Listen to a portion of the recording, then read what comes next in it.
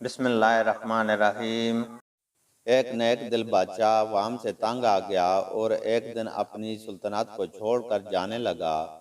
وزیر سے بولا تم جانو اور یہ عوام میں جا رہا ہوں۔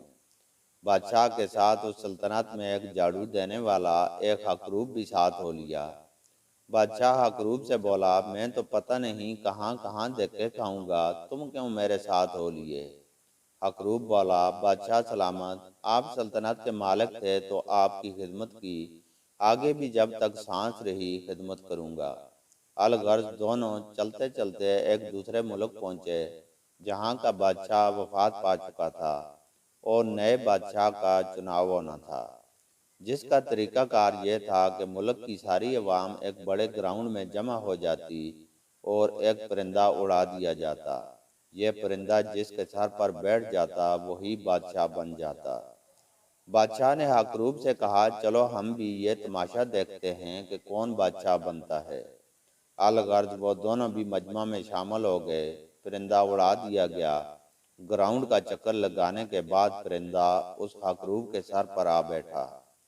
اس ملک کی عوام اور وزراء نے حکروب کے سر پر بادشاہت کا تاج رکھ دیا۔ حکروب جس بادشاہ کے ساتھ آیا تھا اس سے بولا بادشاہ سلامت، آپ بھی میرے ساتھ سکون سے محل میں رہیں۔ بادشاہ بولا نہیں، بادشاہت والی زندگی سے میں اکتا چکا ہوں، بس میں محل سے باہر جھونپڑی میں رہ لوں گا۔ حکروب بولا ٹھیک ہے، دن کو بادشاہت کروں گا اور رات کو آپ کے ساتھ رہوں گا۔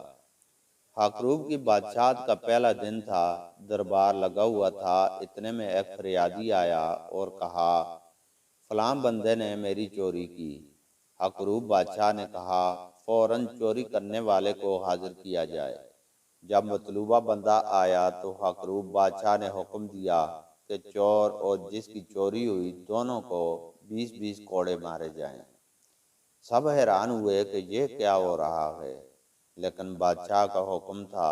تھوڑی دیر بعد ایک اور فریادی آیا اور بولا فلاں شخص نے مجھے مارا ہے۔